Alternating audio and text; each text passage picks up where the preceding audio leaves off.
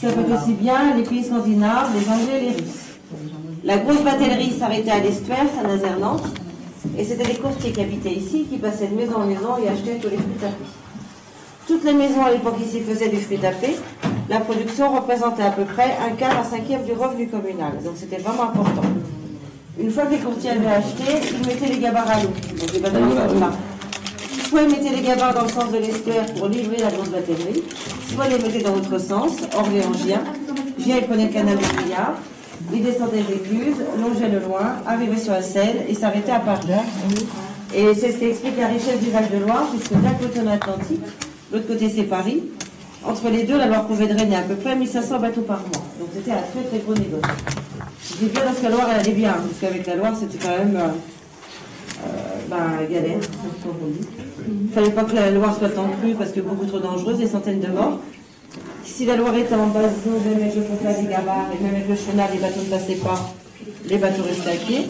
S'il n'y avait pas de vent, les bateaux n'avançaient pas, donc les bateaux restaient à quai. Si bien par exemple que le muscadet, s'il ne s'appelait pas le muscadet à l'époque, il s'appelait le vin nantais, il pouvait très bien partir, par exemple, au mois de janvier de Nantes, pour aller à Paris, mais n'arriver à Orléans qu'au mois de juin. Donc, le vin était devenu du vin aigre, d'où le vinaigre, et la spécialité de la ville d'Orléans, c'est le vinaigre. Voilà. C'est jamais par hasard une spécialité. Alors, depuis un siècle, la Loire n'est plus navigable, donc ça c'est dû à l'homme. Par contre, on a toujours gardé le même terrain, donc vous êtes dedans, c'est le coteau, c'est le tuffeau. Un terrain qui est propice à l'agriculture côtière. Et pour faire du négoce avec la Loire, il fallait trouver absolument un procédé de conservation en dehors de salé, fumé, mais dans la cendre.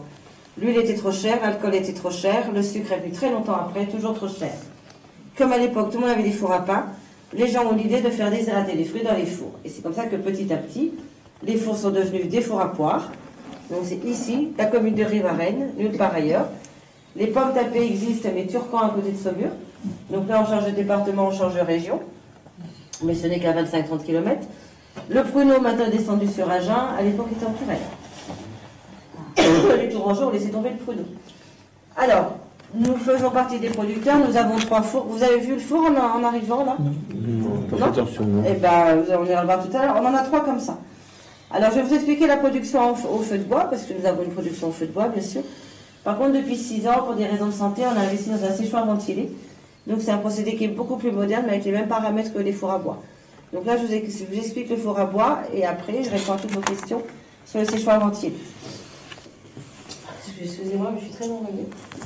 Alors, pour la production de poivre, on fait chauffer des fours à 500-600 degrés, c'est ce qu'on appelle les chauffeurs blancs. Et on fait chauffer les fours la veille et le jour de l'épluchage des fruits. On épluche toutes les poires, on les installe sur des grandes clés en bois. Ici, vous avez une clé. Chaque four en contient 9. Ça correspond à 170 kg, ce qui fait 140 épluchés. Comme nous avons 3 fours, nous épluchons donc 500 kg tous les mardis, tous les vendredis. Et la production commence début septembre pour finir fin mars, début avril. Pour que vous ayez une petite idée, on a épluché 21 tonnes cette année.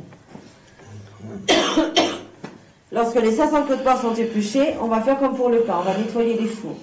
On enlève les braises, les cendres, de façon à ne laisser que la chaleur à l'intérieur. Et une fois que le four est bien nettoyé, vous filmez là ou pas là? Oui, mais je vous entends, vous ne voulez pas que je vous filme, alors je suis en train de filmer ça.